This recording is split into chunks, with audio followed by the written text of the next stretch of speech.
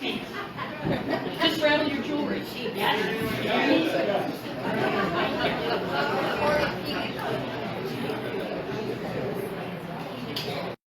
It's important that everybody stay here. If for some reason you don't or you cannot hear, make sure please yell out, can't hear.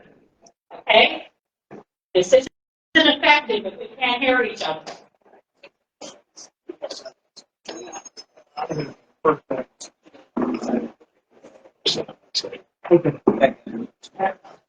2 minutes.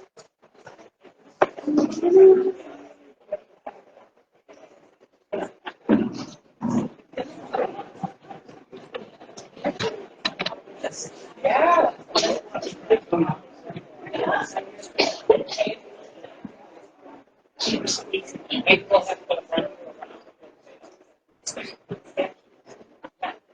There are a couple seats up in front. They're really nice. Please feel free to come up.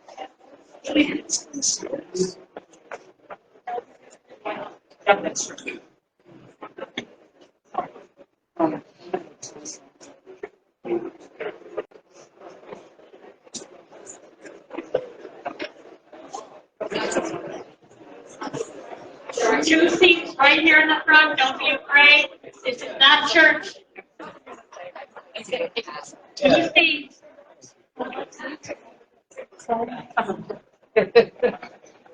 2 seats up in front.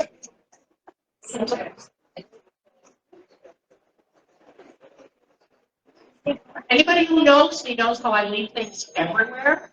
I am looking for a new, very small, like, presentation folder with my notes. I brought it. That's what I was again. We just, maybe won't.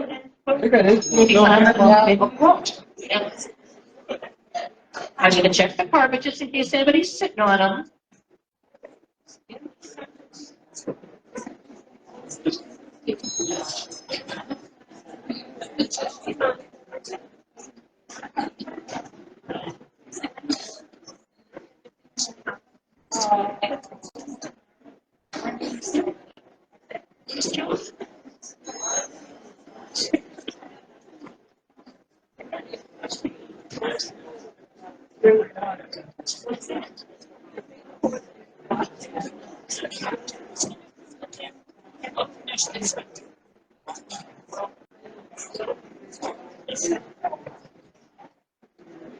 Good afternoon, Walworth County residents.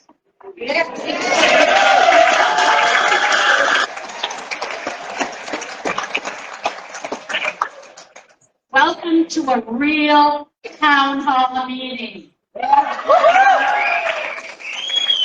My name is Mary Murphy, and my partner in crime here is Ellen Holy, community activist, organizer, and educator.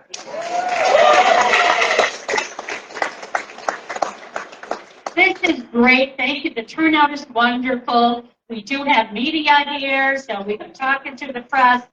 So some of you may have a chance to talk to the press afterwards. We will make a couple brief announcements after the town hall is over. So please don't rush out to leave. Wait until you hear these important announcements. So thank you again for coming. Couple quick notes. 1 bathroom. Somebody in front of the bathroom, raise your hand over there. It's in the corner where you came in. That is the 1 bathroom. Okay? So we do have a protocol today. We are respectful citizens. And we hope there are some people, both sides of the aisle, if you will, here today. So we want to be respectful towards each other. We want to be able to have our voices heard. And we want to hear from them, too. Okay? So, here's the deal. We will not tolerate any personal attacks. You cannot make a personal attack when you talk about somebody else. I know emotions are high. You can boo. You can applaud. We're not children. However, I'm not going to let you guys do it for 10 minutes, right?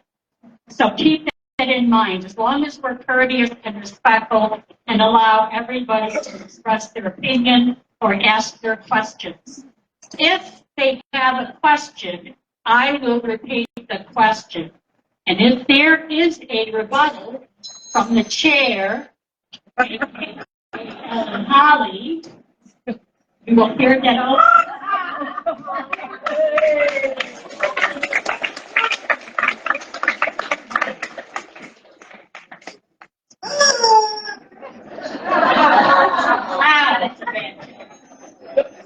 So, just so you know, we have invited Representative Bryan Steil by certified mail, by email. We've contacted his office, and he does the same song and dance and says, well, I care about my constituents, but I will have a virtual phone-in town hall because I don't want to come there to Walworth County and hear from you in person.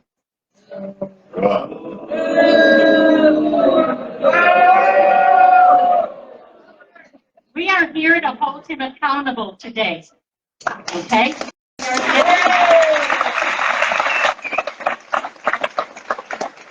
If you've been paying attention to the news, and how can you not, then you know that town halls are happening all throughout the country, not just in Wisconsin, but everywhere, because voters and citizens are angry, afraid, and confused about what's going on in our government today.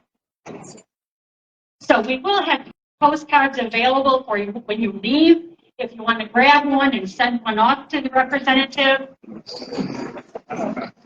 But this is your chance. We have note takers here that are going to be taking notes, and we will submit a lot of the questions to Representative Steil. Now, for those of you that are a little bit physically challenged and have questions, raise your hand when the time comes, and we will bring a mic to you. The rest of you, I'm asking that everybody come up to this mic, right here, 5 deep at a time. Okay, you don't need to, leave all your seats right now. 5 at a time, so keep an eye on that. And we want you to speak into the mic, and don't hold it like here. You have to hold it close to your mouth so everybody can hear you.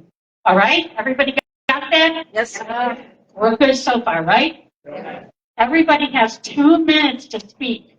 Charlene, our timekeeper, will hold up a sign when you're at 30 seconds, just so we have an idea. If you don't take 2 minutes, fine. Some people will just want to make a statement. That's fine. Some people will want to make a statement and ask a question. That's fine too. I will repeat the questions just to make sure that everybody hears it. And then again, if there is a rebuttal from Bryan Steil in his record, Ellen will share that with us. Okay?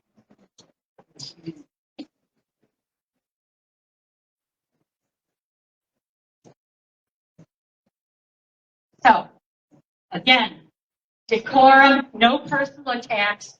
Remember, you are speaking to Bryan Steil if he wasn't such a coward and he was here today. So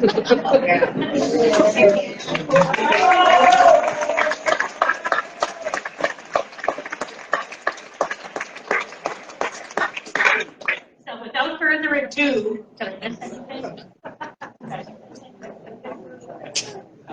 all right, so anybody want to start coming up? Our first speaker, now I'm going to ask you, speak into the mic. It's done. Speak into the mic, say your name and where you live. I don't care about your address, but I think as a community, it's kind of good to know what cross-section of our community is here today, right? So just say, and then start your statement. So, first speaker. Ron Torrey, Town of Delaware. To the mic, please.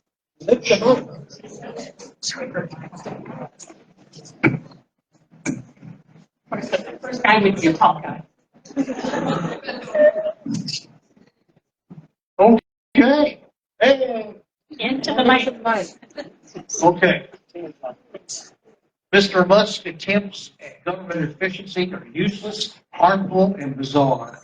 Musk's forced layoffs have tossed our government into turmoil, and I understand this behavior is what a Russian asset would want to do.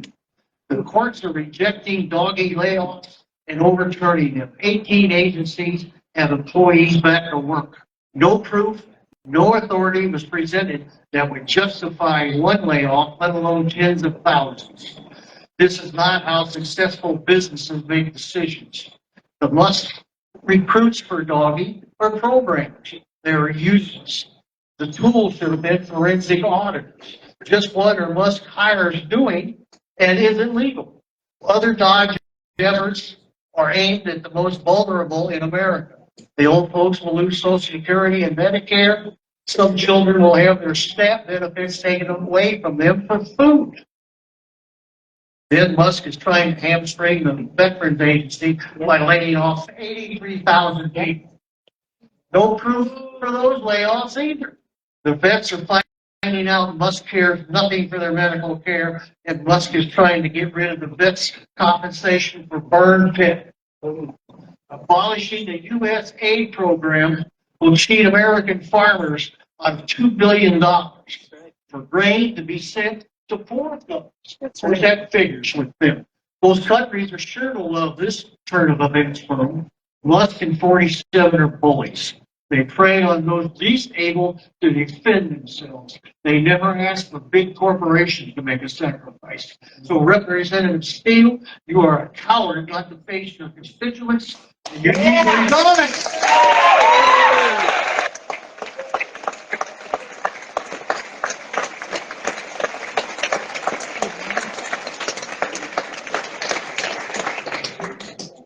All right, I forgot to tell one thing. We have two security guys here today. So those of you wearing orange armbands, raise your arms. Ron Torrey, get back out here. Can't hear this. He's right in here. Well, if you have orange armbands around your arm and you say something inappropriate, they will come up to you and ask you to either leave or not repeat that. So keep in mind if you see the guys with the orange armbands. Okay? Next speaker. No, she didn't ask the question. Next speaker. Representative Steil. Please begin to the. Who are you? Thank you. I said, hello, Representative Steil. I am Wendy Christian from Town of Delaware. Yeah. Okay. February 24th, 2022, Russia invaded Ukraine. He's all right. In March 16th of 2022, I quote from you, President Zelensky continues to show steadfast leadership amidst the unjust, unprovoked attack from Russia. His message to Congress was clear. The United States must stand in support of Ukraine.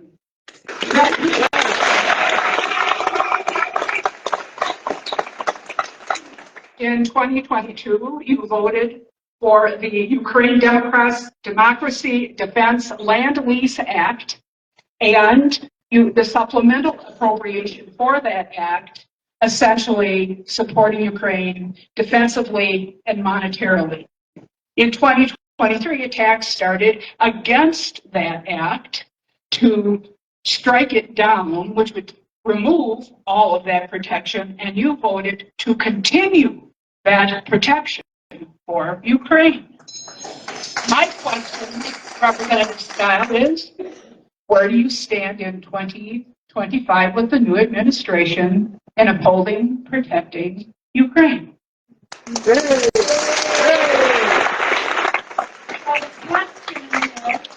Where do you stand in 2025 upholding and protecting Ukraine? Representative Steil, your answer, please.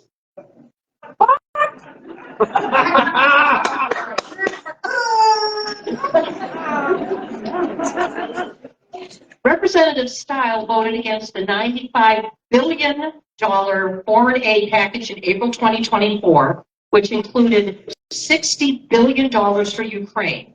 The largest portion, $23 billion, was actually to replenish U.S. stockpiles, which were weapons that had already been sent, $14 billion for new weapons for Ukraine that would go through contractors here in America, and $8 billion would be a transfer of existing weapons. Next, please give us your name and where you're from. Hi, I'm Rachel Catlett. I live on Brown Farm in Sugar Creek, right here in Walden County. And my question, it's a statement with a question. All right. In your first district, 15% of the population lives in a rural area, Mr. Steil. In my county, Walworth County, the number jumps to 34%. Farmers and residents of rural areas are getting hit with the brunt of this administration's actions. USDA and NRCS cuts have hurt my farm personally. I am one of the countless farmers who cares about the environment and has partnered successfully in the past with the Natural Resources Conservation Service in doing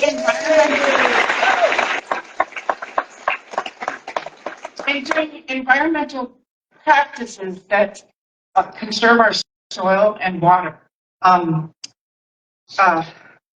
These contracts are cost share contracts where the farmer fronts the money to do the practice, and then once you have the practice, there's a lot of hoops that you jump through, but once the practice is confirmed and they check and make sure and you turn in all your receipts, you get refunded a percentage of that. And it has afforded a lot of smaller sustainable farms to move forward and steward their land and soils. I have done my practices, and now my payments have been cut off. I'm a small farm, but there are other farms that just in Walworth County and in our watershed, I know of 3 other farms that have had their contract with the U.S. government voided. Our Farm Service Agency is understaffed and can't keep up through no fault of their own. In addition to tariffs that affect every farmer from the lack of a market, but also they will affect us importantly from increases in inputs, costs, and in daily living expenses. For farm families and communities, speaking of farm families, the USDA SNAP program is primarily, it's a rural program. More rural families participate in SNAP than urban families. Yeah. 70% of Wisconsin schools are in rural areas. And as rural communities decline, so do our schools. We are experiencing staffing shortages, budget shortfalls, federal funding decreases, and important support for special education, limited access to mental health, and access to local affordable health care. School choice is less of an option in rural areas as we have 34% fewer private schools than in urban areas. Public schools are central to our communities.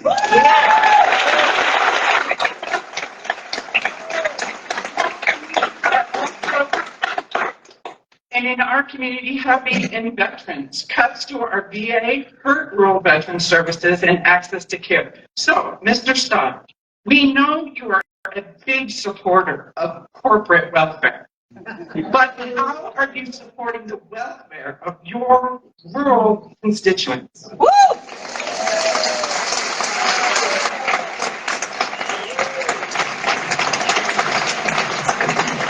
The question was, how are you supporting the welfare of your rural constituents? Is there any response?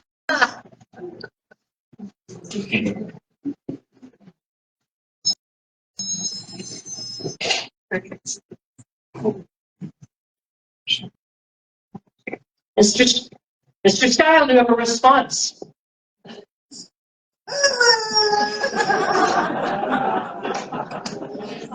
Actually, Mr. Steil's website has not had an update on agricultural or rural issued since 2022. All right, next speaker, your name? Yeah. I'm Jean Henderson, and I feel like I've faced this situation before because I call almost every day. I rarely ever get a response, and certainly nothing in person. But here's my question. I'm from Elkhorn, Wisconsin. My question is, just how much are the mistakes in taking a sledgehammer to our critical government departments and services costing us? We know that the accounting for the supposed savings is totally flawed. To the tune of, a mistake was made, instead of 8 trillion, it was 8 million. Some savings were counted 3 times. 149 million was attributed to the wrong account. 133 for USAID was ended last year. There was actually the biggest single savings. That contract ended again last year. 106 million was actually completed, and that was under Biden, by the way. And the 106 million was completed in 2005 and 2006, but was on the website. The website has been redone, and there are numerous errors again. So can we count this? No, of course not.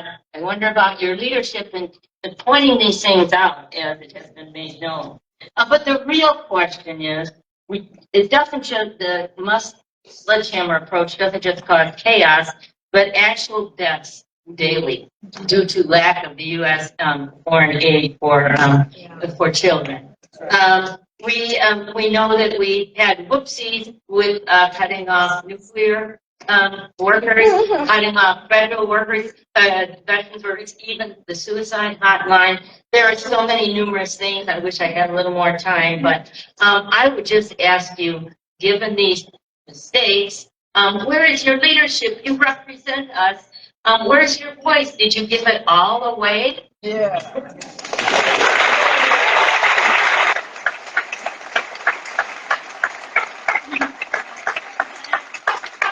Representative Steil, the question, I guess, is what are all the mistakes that Musk and his Doge team going to cost us? Where is your power to give it all away? Representative Steil, do you have a response?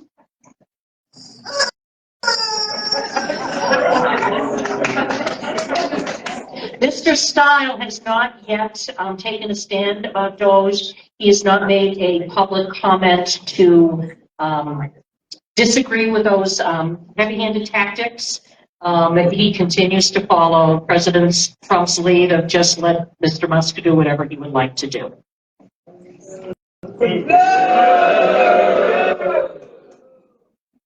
Hang on a second, Jean. So we take a question from this group over here. Bring in the mic. Speak into the mic.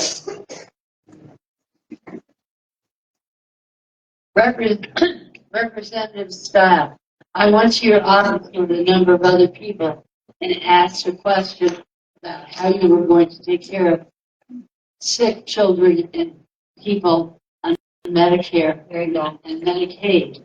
I'm sorry, Medicaid for the children. You sent me back a letter actually saying that with regard to Medicaid, the House budget resolution does not mention it. So I just got to mention it.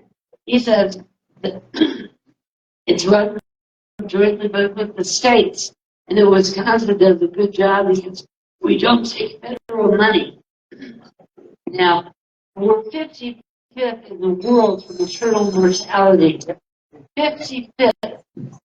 We're 19th in the world among developed nations for child mortality before the age of 5. And our rate for infant mortality in the first 60 days is 5.2 per 100,000 babies. Whereas in Norway, they're down to 1, and in Japan, it's down to 1.7. How are we going to address that if we don't have Medicaid to help the poor children, and especially the mothers He approved for both.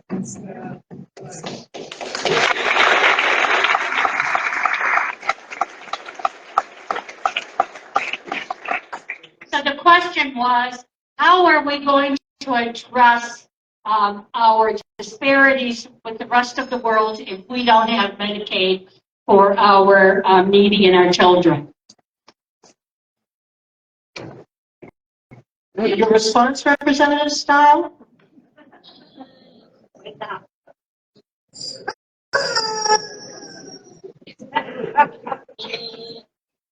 Representative Stein has a consistent pattern of opposing benefit protections, supporting fiscal frameworks that would cut Medicare, Medicaid, Social Security, and he refuses to endorse meaningful reforms to strengthen Medicare, Medicaid, and Social Security.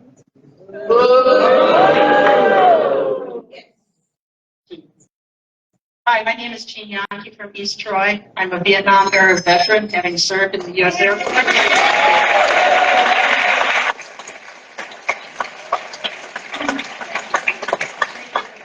We didn't get a lot of welcome homes and a lot of thank yous, so I appreciate that.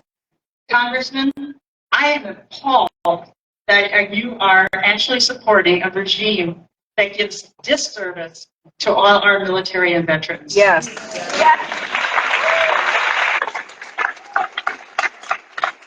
First of all, we put unqualified chief Hagseth in charge.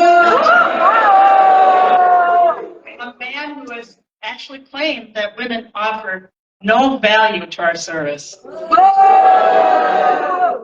Tammy Duckworth gave her legs. That's right. Other women gave it all. Since 9/11, 153 women have died in service to this country. So in looking at, during my time in the service, I played taps for the foreign heroes that came back from Vietnam. Heroes who are of all genders and all colors. Diversity adds value to all.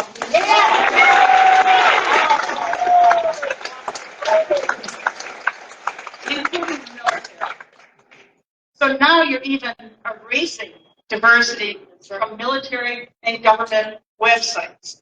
You're taking people like the Navajo coal talkers off, the Lost who gave their lives and served in World War II, Black veterans like Colin Powell, looking at even women veterans, everything.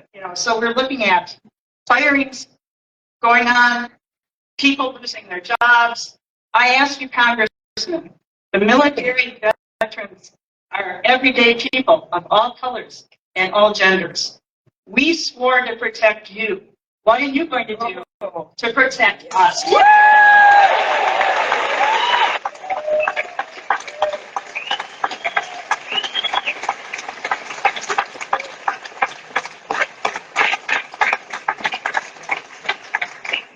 Thank you for your service, Jean, and thank you for your service, all the other vets that are sitting up in the group today. So the question is,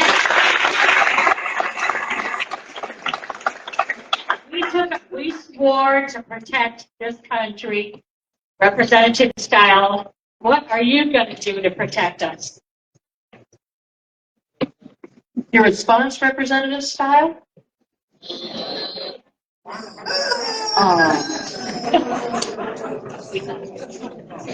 On Representative Steil's website, he has a whole section about veterans and supporting veterans. Actually, his voting record shows otherwise. And Mr. Representative Steil voted against H.R. 2882, which included funding for the military activities of the Department of Defense. Our next speaker. Okay, hi, I'm Sue Costa. I live in Elkhorn. Speak closer to the mic. I'm Sue Costa. I live in Elkhorn, and Representative Steil, you're much shorter in person.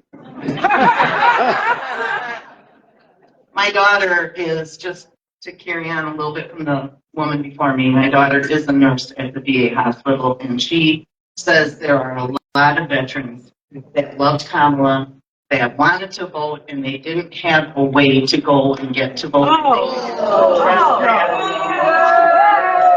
To vote because their vote matters too. Absolutely. So anyways, some of this is been said before, but I just thought it was interesting that this might be a good time to remember that 30 years ago, after the collapse of the Soviet Union, Ukraine was the third largest nuclear power in the world. On December 5th, 1994, the leaders of Ukraine, Russia, France, the UK, and US, that's five, signed a memorandum assuring Ukraine's security in exchange. They signed a memorandum assuring their security in exchange for ceding its nuclear weapons.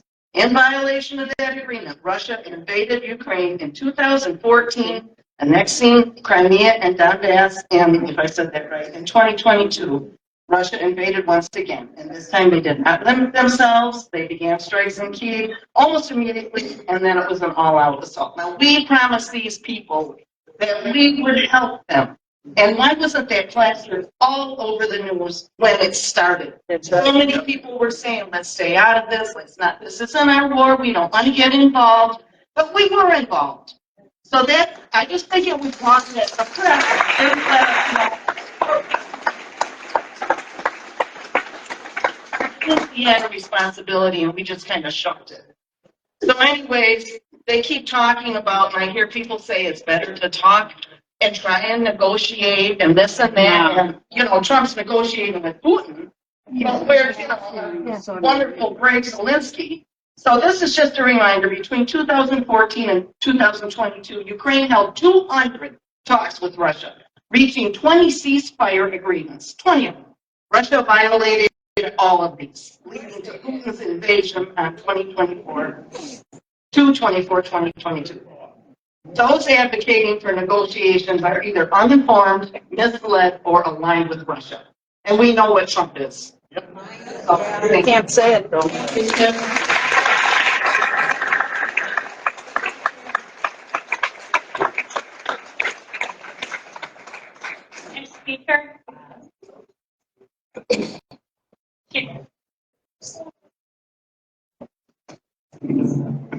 Sloppy Bryan.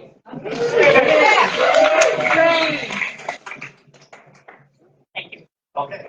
Representative Stiles, I just got one question. Do you represent the people of the first congressional district, or do you represent Trump? Trump represents. Yep. Good question.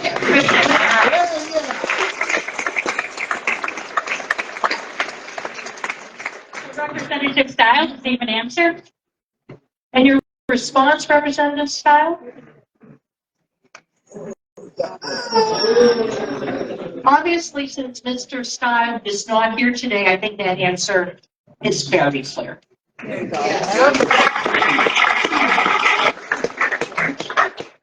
George Wen, Darien Township.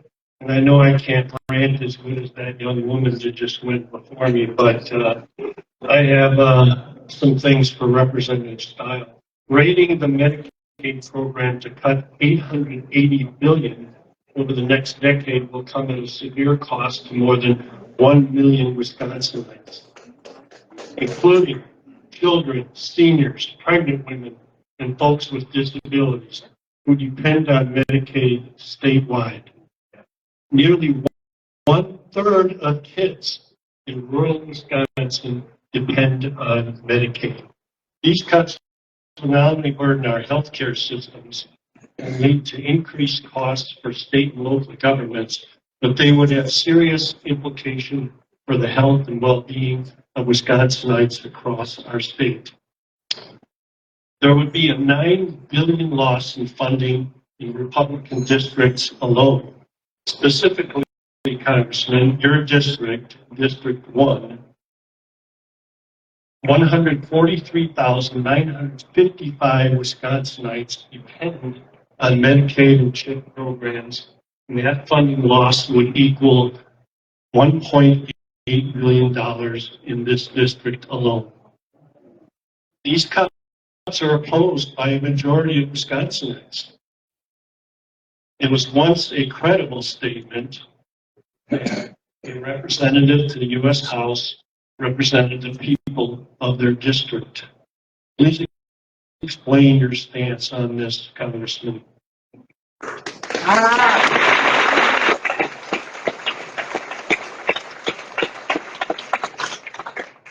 question. So the question for Representative Steil is, can you explain the massive cuts to our institutional programs?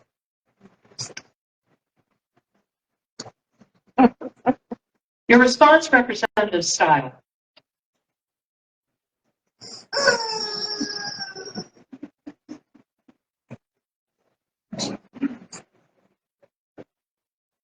At this time, Representative Steil does not publicly say that he is going to be cutting Social Security, Medicare, and Medicaid. However, he has not done anything to support other options to rework the program to better serve the United States citizens, especially the people of Wisconsin. There's a lot of waffling on this. We know where he stands. And can I just ask, who trusts Bryan Steil at this point? Not me. Not us. Oh, get a new job. Next speaker is Tom. Hi, I'm Tom Porter from here in Elkhorn. And I have a question for Representative Steil. Climate change caused by humans burning fossil fuels is accepted by a vast majority of scientists. I have two questions for you about possible responses to this crisis. First, are you in favor of the Republican proposed idea of a tax on carbon emissions? And the second question is, are you willing to cut federal subsidies to oil and gas companies in order to balance the budget?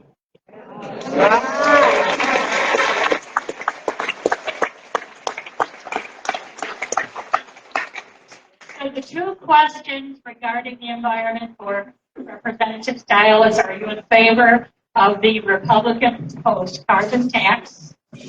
And what was the second one? Do you support Tom? Welfare to big oil. Thank you. Do you support cutting welfare to big oil? Your response, Representative Steil.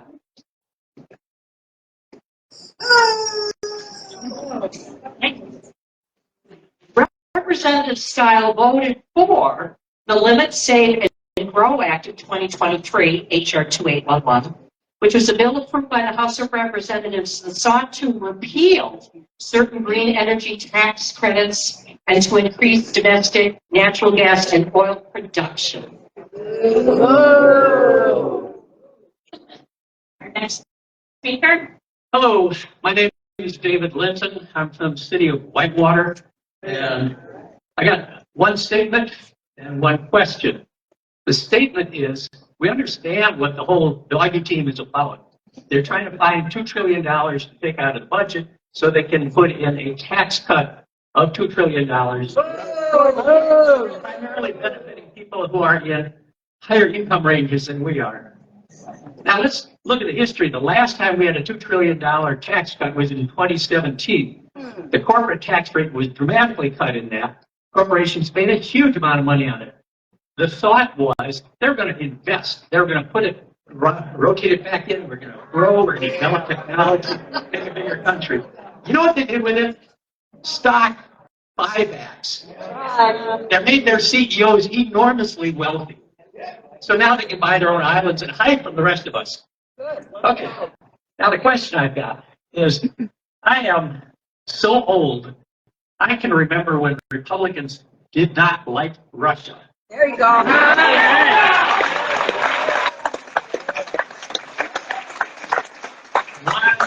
are you supporting a president who is acting exactly like a Russian asset, who has been praised by the Kremlin for getting their message out to the rest of the world? I don't understand.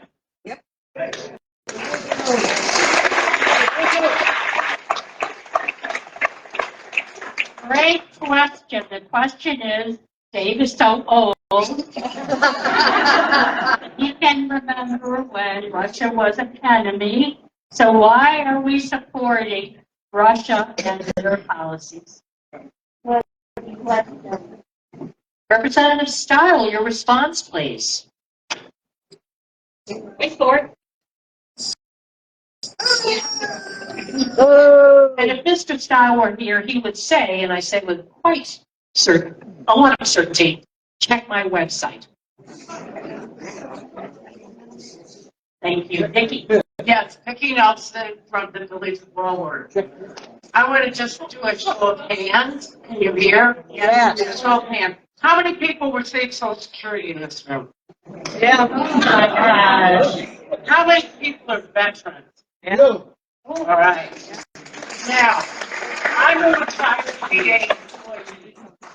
I still have a lot of connection to the VA. Our workforce in Milwaukee is going to be cut 17%. The list have to be provided to central office by April 11th. This is crap. There you go. Great. Our folks at the VA provide significant services. Yes.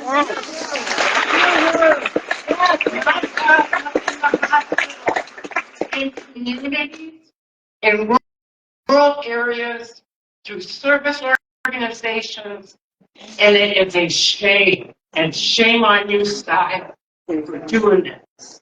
Very right. Correct? Amen. If you want to cut Social Security, you're going to have civil revolt. Yep. Yes, I want to know what your position is to protect the VA, those folks who work there, and our Social Security. Yes.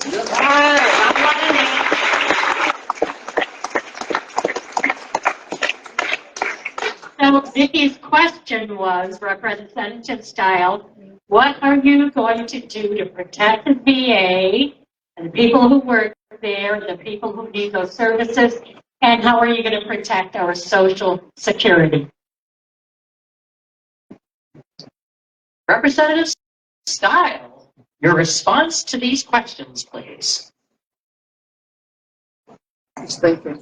He's thinking. Two answers for two questions. Again, Mr. Steil voted against H.R. 2882, Further Consolidated Appropriations Act of 2024, which includes funding for the military, the Department of Defense, Veterans Affairs, Department of the Treasury, Executive Office of the President, Judiciary, Department of Homeland Security, Department of Labor, Health and Human Services, Education, Congress, the agencies that serve Congress, the State Department, and several related and independent agencies. About Social Security, Mr. Steil does not support lifting the payroll tax cap, meaning the maximum amount of earnings subject to tax is $176,100. He has not supported proposals like Social Security 2100 Act, which would expand and